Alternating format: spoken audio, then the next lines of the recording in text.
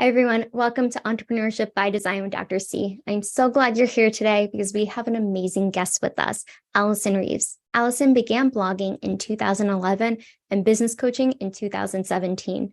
She helps entrepreneurs scale their income by combining business coaching with mindset restoration. Allison managed marketing teams for several multi-million-dollar companies before becoming a full-time entrepreneur and has since helped thousands of people worldwide make more money and, more importantly, love their lives. Thank you so much for being here today, Allison. It is such a pleasure to have you. And I would love for you to dive into your journey, how you got here today, and then we can go a little bit deeper. Yeah, I'll just kind of start with like an overview and then we'll just see what feels interesting. Yeah, so I started blogging in 2011. I had my dad actually had suddenly passed away and I started painting acrylics. And I'm a musician as well, so I used to play more often around town. So I started a blog to like talk about the paintings and sell the paintings and talk about the music and hopefully get some more gigs. And at the time, the college I worked for thought that that was just qualified me for being the website administrator of the entire college. So I very quickly learned how to like do code and build websites, because back in 2011, there were still websites where you're building themes from scratch. Like, I mean, which of course still happens, but not for the users like us, right? But that was the first time, I had graduated college by that point, and the degree that I got wasn't really something I was interested in anymore. So kind of landing into websites and then discovering marketing, I was like, oh, this is like, I feel like I can do this for a long time. Like there's a lot of different things to explore. So my first job was working for a local company. So super focused on local events, search engine optimization locally. And then the next job I had was in a similar industry, but it was for software as a service, like large membership platform. So very techy, all online, still did SEO, but very different kind of SEO. And what I noticed, so the industry that I was in real estate investing. What I noticed was in real estate investing, people often tout it as like the way to financial freedom, right? And it truly is. And what I noticed was like a lot of the top guys that were real estate investing were often, not usually, scaling their income with educational products, with courses, with coaching. So they made, many millions of dollars through real estate and then use online education. And when I started getting into, I've been marketing for a long time, but when I started getting into wanting to be like more of a full-time entrepreneur potentially, I remember buying a course for like $50 or $100 and it was garbage. And I thought, I can do this. And so that's kind of what took me from marketing to providing services, and I had my career to saying like, I really want to coach and consult, and I really think I have the skills to do that, and so on and so forth. And I love how it just really built upon things that you were kind of thrown into, but also from your learning and experience as well. And I'm really curious because I know a big part of what you do now is business coaching. How do you combine business coaching with mindset restoration to help entrepreneurs scale their income? Yeah. So the business coaching, I was kind of marketing coaching originally. And one of the first really great coaches that I had said, you're doing business coaching. Like you're teaching people, like you're helping them do market research. You're helping them figure out what to sell and then sell it. Like, I think you should call yourself a business coach. And I've done that in my career too, like helping people come up with offers and funnels. But the mindset coaching, it's funny because the blog that I had started out for art and turned into more of like a self-care and personal development blog. So I've always had that like thread in my tapestry, so to speak. And when I started business coaching in 2019, I was in a mastermind where I finally kind of understood how much I needed mindset work and how impactful it was for me. And like I started doing mindset work and I doubled my income pretty quickly and was able to sustain that. I realized that that was the thing that my clients needed more of too. Like they needed the marketing, they needed an offer, they needed to be able to sell it. But that if they didn't believe that it would sell, if they didn't believe it could work, if they didn't know their goals were possible, then they would just like keep hitting this invisible wall. So I'm a business coach that tricks people into doing mindset. I love it. But it's so true though, because I do believe the mindset is the most important aspect, because you can have all these great offers and everything, put in place. But if you're not believing in that, that energy can shift really quickly in what you're putting out there, how you're putting it out there. And what are some of the key strategies or insights that you've gained from your experience working with clients and focusing on the marketing and moving more into the business coaching and also mindset? Yeah, I think the biggest thing that I've like really stepped into now is seeing how all those things work together. Because I knew that they did, like we know that they do, but coming up with a process to figure out like, okay, like finding the bottleneck and then finding the tool to address the bottleneck. So for example, somebody might come to me and say, like, I have a mindset problem, like I'm struggling with my client. And then we talk about it and it turns out to be like more of a practical issue around boundaries or pricing or or they need a system or whatever. And so now I kind of have this like not a 4-step framework, but almost like four pillars I go back to. And the first is like mindset. So I would say even before talking about scaling somebody's offer, I at least want to touch on mindset and help somebody have a routine. And then we talk about the offer, but we always talk about it in the perspective of leverage. So that's kind of what I help people with from a different perspective than just generic business. It's like, how do we have leverage with your offer? And how do we have leverage with your marketing? Because then you can scale. And then the next thing we talk about is the resilience side of the nervous system, which is hard to do if you're not making enough money to support yourself. That's why we talk about mindset and money first, and then we work on the nervous system. And then the last thing I help people with is the energetic side, which is like learning how to manifest, leaning into feminine energy, allowing your success. And so then when I work with clients, I'm trying to figure out what's the current bottleneck. And then we decide which one of those 4 things we're going to work on at a time. So they're always kind of happening. And especially like, obviously, the business side of it is always happening. But then we have to look at, like, most of the time, people who come to me already have some mindset work established, but they don't have like a dysregulated nervous system, or they don't know how to manifest in their business. They only know how to like force results. And so it depends on whatever they're struggling with. That's like how we decide what to work on next. But that's kind of like the biggest part of my process and what I've realized in the last year and a half, and like how these things come together. And a lot of people just don't realize that they do all work together. Yeah. And I love the pillars too, how you have it structured, because I do think they're intertwined, but you're right. Like mindset is number one, and then money, because if you don't have the mindset, the money's not going to come either. And then you can't even think about your dysregulated nervous system and energy to manifest, because it's coming from a place where you're frantic versus relaxed, calm, and focused. And I would love for you to share a success story or two of a client that you've taken through that process. Yeah. 2 come to mind that I feel like I reference them a lot, but one of them is the biggest case study I've had, where when we were working together, she went from $9,000 a month to having an over $200,000 a month, and then has maintained about either between $30,000 to $80,000 of profit every month since then. So I'm like, you need to be my coach now because you're a millionaire. But she came to me, and it was a mindset issue where she came to me and she had a large following on social media, and she would see other people getting these opportunities, and she would say, I want that to be me. But she also had like a strong relationship with God and thought that her desire to be seen in a bigger way was like selfish. And so on the mindset side, I was like, the things that you want to do are things like they were put on your heart for a reason. It's part of your purpose.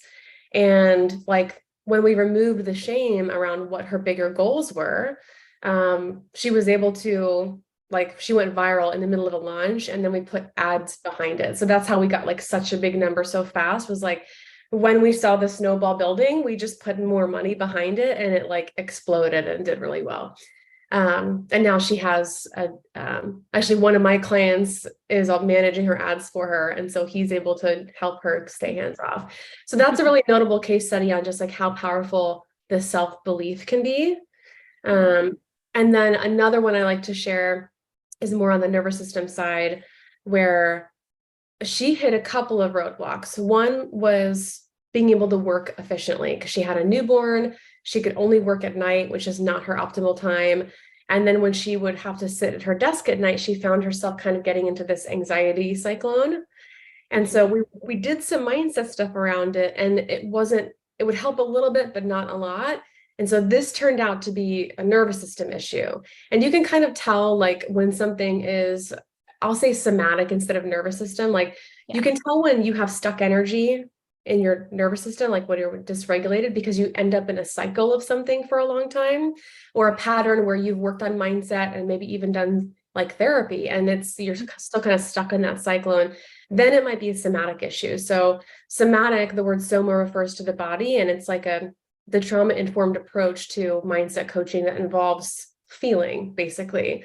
So when we worked on this issue at a somatic level, we were able to tie the anxiety to a story that came up because of something that happened when she was like 6 or 7. So when we were able to give that part of her space to be seen and heard, we haven't had that issue again. And then she hit another wall a few months ago where I didn't realize how little she was paying herself. So she had, like a year where she made $90,000, but she hardly took home any of that. And I was like, oh, you've learned how to make more money, but you don't know how to feel safe with the money yourself. And so that was another somatic issue and mindset issue and a practical issue, because she didn't feel safe looking at her finances. It made her stressed out. And so we had to look at that. And she was able to she had her first over 5-figure month, but more importantly, she was able to like triple her take-home pay in just 60 days. Wow. So those are long stories, but those are 2 case studies I love talking about, because it's not just about the money, it's about like the enjoyment of life. Absolutely. And I appreciate you sharing both of those stories, because I do think it's so significant what happened for both of them, and just being able to remove the blocks that were happening for them to really thrive in each of their respective businesses. And I'm really curious, because a lot of people do have mindset blocks and limiting beliefs around building their business or take home pay, or being able to just really scale it to the level they want. What are some of the common blocks or limiting beliefs that you see entrepreneurs facing, and how do you help them overcome those obstacles? Yeah. The 2 main blocks that come up, and it's interesting, I designed a quiz last year or early this year, I think it was last year, called the Wealth Wound Quiz. And so I did a bunch of research beforehand to just kind of figure out like what are the main buckets of limiting beliefs that people usually have around money specifically. So now that I've been doing the quiz for a while, I have like data on like the most popular mindset issue. And so I don't know if I'll remember all of them, but the biggest mindset issues that came up in the research were scarcity, avoidance, and that's where worthiness, martyr, which hardly anybody gets on the quiz, but came up a lot in my research. And then I always forget the next one. But avoidance and scarcity. Oh, fear is the last one. So avoidance, scarcity, fear, worthiness, martyr. I think that's pretty much the order of popularity of mindset issues. And so the scarcity side is like, there's never going to be enough. I'll never have enough. It takes money to make money. And the avoidance side is like being afraid to look at it. The fear side is I'm afraid the other shoe is going to drop. I'll never be able to do this again. And then like addressing all of those just starts with like the awareness of it. And then I like to use bridge statements to just start, like it's basic mindset 101. Like if you read an affirmation and it feels like baloney, like if you can't believe it at all, then you have to rewrite it in a way that you can believe it, where it feels comfortable to say it. And then that's how you titrate or ease into like a new belief. When it comes to business, so like that's the biggest thing with mindset. And then when we're working on mindset, if we get into a pattern, that's when I know we might have to do somatic work, which is the nervous system stuff. On the business, it's like, I feel like it's so consistently, like the problems people have are so consistent, which is they just don't have like offers or marketing that are structured very well. So it's like, you don't have an offer that can scale, you're trading time for dollars. And then you don't have a way to like sell it consistently. You don't have visibility that can scale. And so those are the 2 things that pretty much everybody I work with has a problem with, even if I have a recent client who's like 7-figure earner, and doesn't have leverage in her pricing or in her marketing. So at all income levels seems to be that's the thing that people have a hard time getting their head around, is like, how do I get in front of people consistently in a way that is aligned and manageable? Yeah, I think you're right. From just what I've seen or heard from all different types of entrepreneurs, I do feel like that is a common theme. And I know you see that clearly with clients you work with, because that is where you're helping them mostly. But I love that you're able to really help them in the business aspect, but also somatically too, because I think that's a little harder to define when you're working with somebody in the beginning, because the business stuff, it's a little bit more black and white. It's like, okay, well, we need to change your offer. But when it's that internal aspect and the mindset and restoring that, I think is so key and pivotal to the work that you're doing. And I'm curious, from your experience, how has that contributed to overall success and fulfillment for the entrepreneurs that you work with? I think that's just it. I think it does contribute to their success and fulfillment.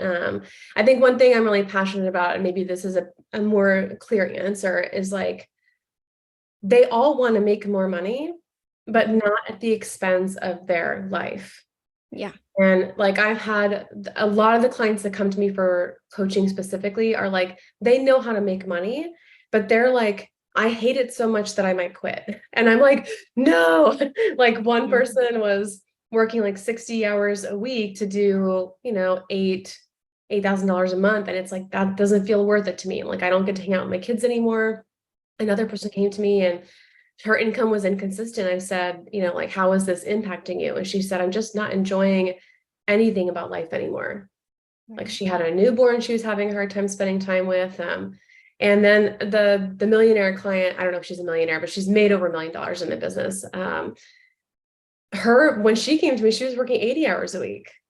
And she was just kind of like, okay with it. It's like, this is a bottleneck for you. Like, I know right now it's like been consistent. So she's kind of doing okay. And she came to me to help her grow. She has 2 businesses. One of them is very consistent and very good. And the other one is new. And that's what she really wanted help with. But in our first call together, when I found out she's working 80 hours a week, I'm like, I know you think this is okay, but you're going to run out of steam eventually. And so we've only been working together for 5 weeks. And now she's working 30 hours a week and she's making more money.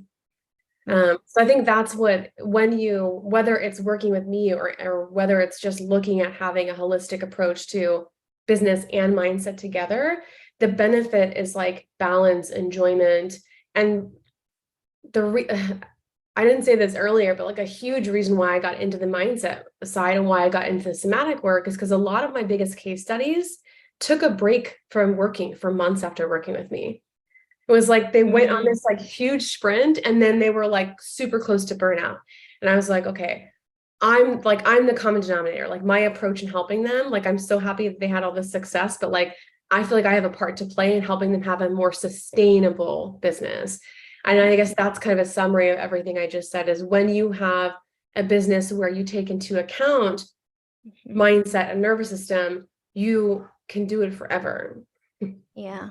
No, you absolutely can. And I love that how you broke that down. And I think a lot of it too is this idea of, and I was just having this conversation the other day about hustle culture, how it's, well, we have to be hustling. We have to be able to grow our business and spend as much time as possible, especially in the beginning of something. But realizing a lot of times when we are in tune with our energy and abundance and really focusing on, okay, well, doing result producing activities versus wasting time or focusing on things that don't really matter at that moment. They might matter later on, but being able to, the example you just gave went from 80 hours to 30. And that's just a testament too of where the energy is going, really tuning into that.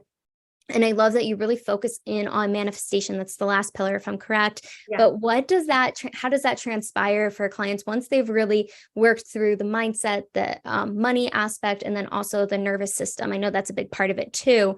But how do they go from the nervous system to the manifestation? What does that look like? I know it's different for everybody, but yeah, I would say that's probably the least like systematized part of the process. And I think it's probably the thing I am still getting my own head around, like in my own spirituality and beliefs on like how to manifest and what energetics are. And a lot of that has to do with like my own somatic healing journey is like 2 years old. So I'm like a 2-year-old in energetics, but people relate to it a lot when I teach it because I feel like I am like a beginner and I have a very grounded, practical mindset about it.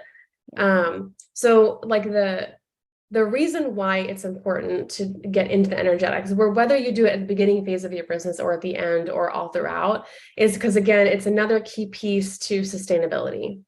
So there's this mindset that can happen. I mean, entrepreneurship is hard. If it were easy, everybody would probably do it because then you can sit on your couch and work all day like we do. But it's another big piece of like sustainability.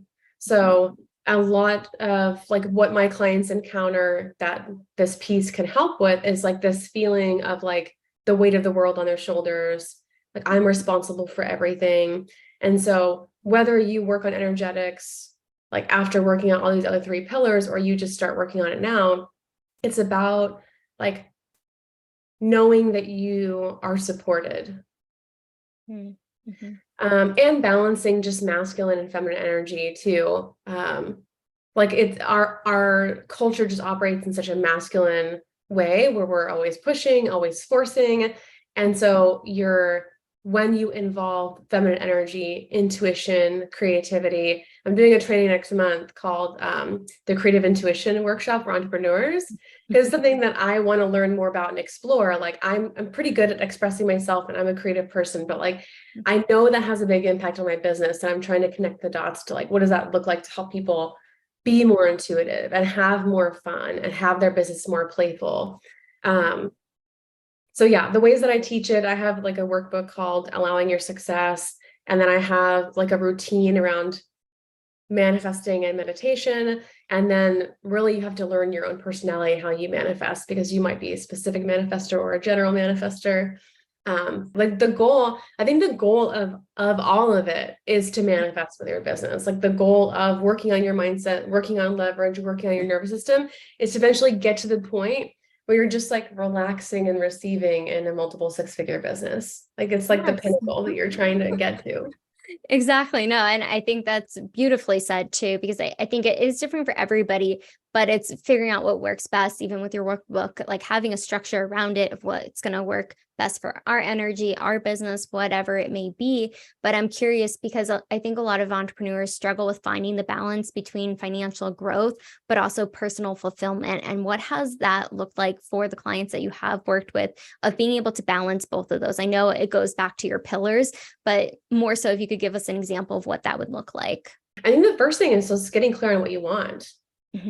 Understanding your personality. So, I'm sitting here saying like I had a client go from 80 hours to 30 hours a week, but I have another client who like, he just figured out recently, he's like, I like to work. And some people like poo-poo on me for working on the weekend or working 60 hours a week. But like, he hangs out with his kids all the time. He's healthy. He's got a good relationship with his wife and he likes to work a lot. Yeah. And so like balancing business and fulfillment of life is figuring out, first of all, what you specifically want. And then the next thing is figuring out like creating enjoyment in your work and your life intentionally. And so that was one thing I had to work on was part of my story was having like these really big income months and then kind of going into a depression and then having a really bad income month where I kind of realized that not only had I never celebrated any of my successes, but I'd been focusing all my energy and attention on my business. So then when that wasn't the primary thing I was focused on, I was like, well, what is there? Yeah. What am I doing? Why am I here?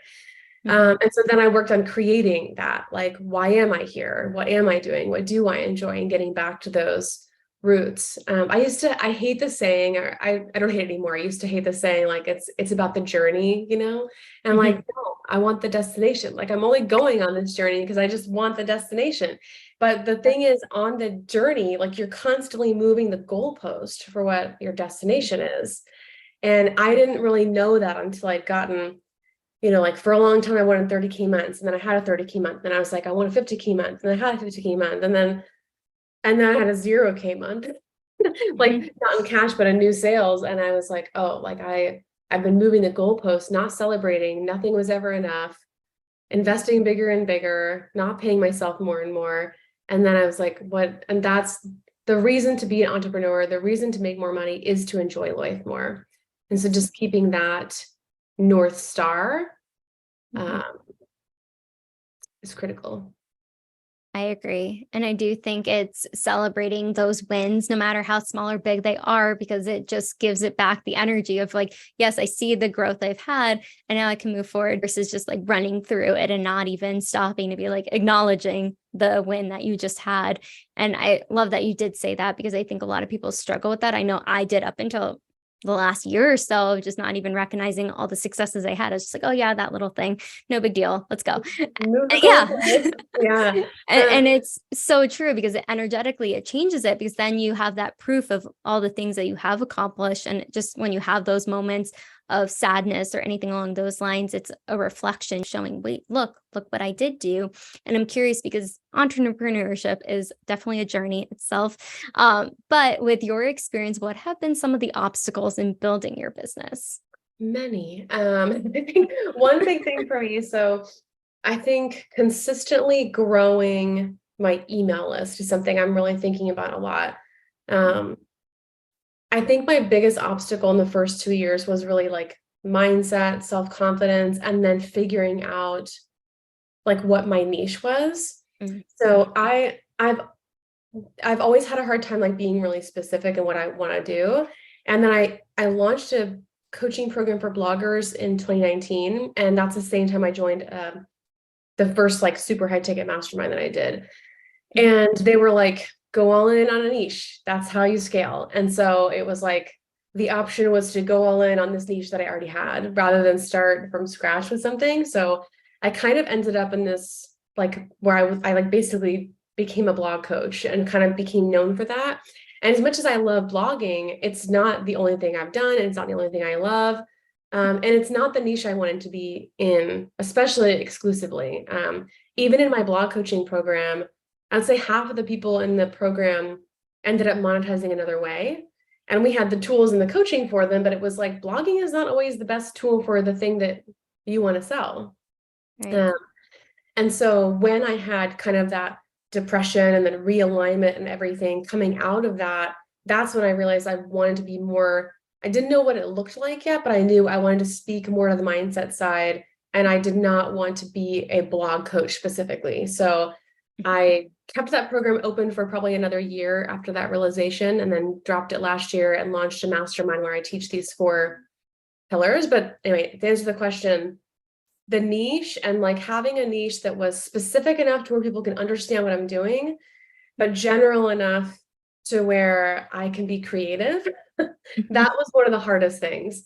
And then the consistent visibility. Like I feel like that's constantly changing, and well, it is constantly changing for all of us. It's like this algorithm changed. I had a webinar funnel that was working and then it wasn't working, and then that's how it's growing my emails and getting sales. Or what are we going to do now? For a long time I just used Facebook organic, Mhm. and like in 2020 all of my traffic was from Facebook. In Wow. 2022 most of it was from Google. That's just 2 years when it 180 where all my traffic was coming from. um, And I think like if I was going to give myself advice or just anybody advice listening to this, it's just this is another benefit of the energetic side, and maybe another reason to lean into the energetics is because I feel like my intuition, my creativity have allowed me to pivot really gracefully through changes in the market, where I Mhm. don't have to like wait for a newspaper to come out. I can just shift what I feel energetically happening. And that has worked really well for me. Um, but yeah, marketing and niching are a giant pain in the butt. I would fully agree. I've had my fair share. And Mhm. I think too, it's just realizing because your niche can change and based off of what you're doing, because blogging was where you started. But I love what you were talking about the marketing aspect. A few years ago, it was Facebook, then it was Google Ads, and being able to really understand where the energy is going and shifting with it, but also being true to yourself and knowing it's going to work in different businesses, different genres, all of those factors play a part of what we're doing. And I'm curious, I know you've given a lot of insight, but what are some of the tips that have been really beneficial for you in this entrepreneurial journey? Oh gosh, big question. I feel like one of the things that comes to mind when you ask that question, I've been working with a coach named Jenny Kahn for over a year now, which is the longest I've ever worked with one person. And what helps me kind of what feels like an anchor for me is like, I am the brand. Mm-hmm. And so then whether my niche changes or whether the market changes or whatever happens, just remembering that if I stay true to myself and what's aligned in the I'm the brand. And what other business advice have I gotten? I don't know. The other thing that comes to mind is having like a content plan. I am an intuitive person where I have to write from inspiration. And so it's been hard for me ever to have like a super consistent plan. But now that I want to, like, one thing that's changing for me is how much energy I want to invest in social media, which is much less than I ever have. And I think that comes back to like leverage on like ultimately the CEO cannot be like fiddling around on Instagram all day, you know? And so in this phase of my business, I've realized like, even though I like to really lean into intuition, creativity when doing my content, I can't delegate when I do that. I have to have a plan. And so I'm really finding, and going back to energetics too, I feel like the masculine side of like having the plan really supports the feminine side of needing to lean into creativity, intuition, and spaciousness. Mm-hmm. So that's something else I've been really resistant to that I got support on recently is like create a plan, stick to the plan. Yeah. Mm-hmm. Yeah. And I feel like it's a balance too, right? Because you can't be all just like planning everything. But I think when we lean into that energy where it is that creativity, a lot more things can flow in that we might have never thought of if we have the space to do so. And I Yeah. think that's beautiful that you've been able to merge the two together as well. Yeah. And I'm curious because I know you use a lot of tools for building your business on the back end, especially with marketing and other things we've shared today. But what have been really beneficial for your business when you've been growing it on the back end? We could do a whole podcast episode because I have opinions. Please, let's hear something.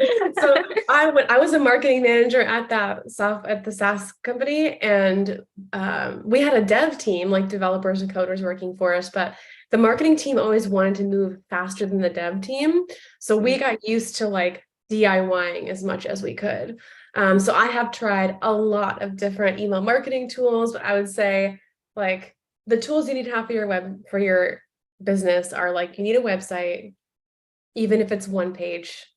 It'll give you flexibility and lots of options. I have a strong preference for WordPress. Squarespace is the secondary option, but if you want to blog and have really consistent content, I would say WordPress hands down. Then you need an email marketing tool. And this is like, even if you have an in-person business, I would argue you still need a website and you still need an email marketing tool. These are like the two non-negotiables.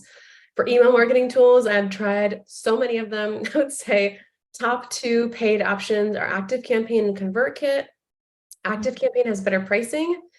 ConvertKit has a new community aspect for creators. And so I see myself maybe moving to ConvertKit just because it could be a way to grow my email list where someone else is doing some lifting. ActiveCampaign has a slightly better price. For free email marketing tools, I recommend MailerLite. Mm-hmm. And for marketing tools, I want people to stop using. No, I won't say that because this is recorded. I don't want anybody to come for me. There are some tools I highly recommend against, but I won't say those. But you can just DM me on Instagram and I'll let you know. Those are like two non-negotiables. And then I'm always playing with other tools. A really fun tool that like I'm hesitant to mention, but I will because I don't want everyone to use it because it's really great. Opus.pro. Yeah. Have you heard of it? It is Yeah, really, I just heard of it. It is really amazing. I was trying to find competitors that would do, I haven't found a competitor yet that does exactly what it does, but people listening, it can take a long form video. You can either upload the file or give it a YouTube link and it will turn it into short form content. Yeah. Like if I give it a 45-minute video, I'll get about 15 videos. About 5 of those are really, really good, but it's only $20 a month and it saves hours and hours of time. Yes, that has been my new best friend. Yeah, I'm having a lot of fun with it. Yeah, I bet with your podcast recording, you just like plop it in there and get all your short form content. It's amazing. It definitely helps, especially being a one-woman show at the moment. But I do appreciate you sharing all those tools, and definitely I'm curious, maybe after you can tell me which ones are not to use, but definitely DM Allison so you can find out. Don't want anyone coming for you, but But I'm curious too, because I know you've had a lot of insights of just everything you've been able to help clients achieve, but also your own business and growing it. What are your future aspirations and goals for your business in the next year or so? Yeah. Yeah, I feel really excited right now. My income has been like 80 to 90% coaching and consulting since 2019 or maybe even 2018. I quit my full-time job in 2019. So, um, and now I launched a membership in February. It has a pretty low cancellation rate. And so I'm really excited about like, what would it look like if the majority of my income was leveraged? Because one-on-one coaching isn't really leveraged, right? It's like, and so I feel really excited about growing that membership. It's a membership that combines mindset with business, that largely focused on mindset, nervous system, energetics. It's $33 a month, and I'm making about $400 a month from that right now. And I would love for that to be like, I'd love to get like 1,000 people in there and just like put my whole entire heart into that membership.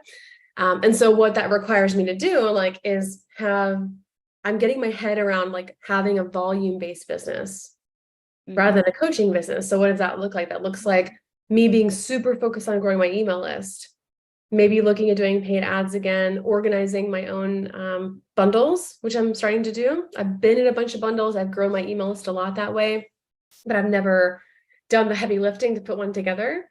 And so that's what's on the horizon for me, is growing more of a volume-based business, and then having a lot more like physical products. Like I want people to have things in their hands. So like t-shirts, mugs, other kind of fun things. Like those two things are really calling to my heart right now, on more low-cost offers and more volume, and having like giving people things to hold. Those things feel really fun. I love it. I can't wait to see it.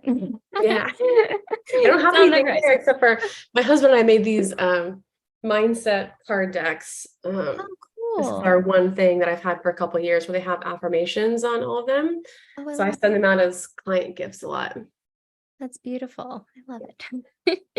Well, I so appreciate you coming on, Allison. Where can people find you, use your services? We're going to link everything below, but if you could let us know too.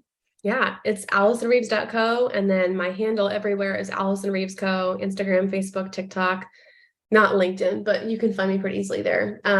On AllisonReeves.co, it's in the menu, but AllisonReeves.co/workshop always has my upcoming free workshops. I do live interactive workshops every single month, where they're, actually live, like not pre-recorded webinar style. And I do coaching and give people feedback on those calls. And they're always about kind of the blend of like business and mindset. So those are the best places to find me. And I would love to meet everyone listening.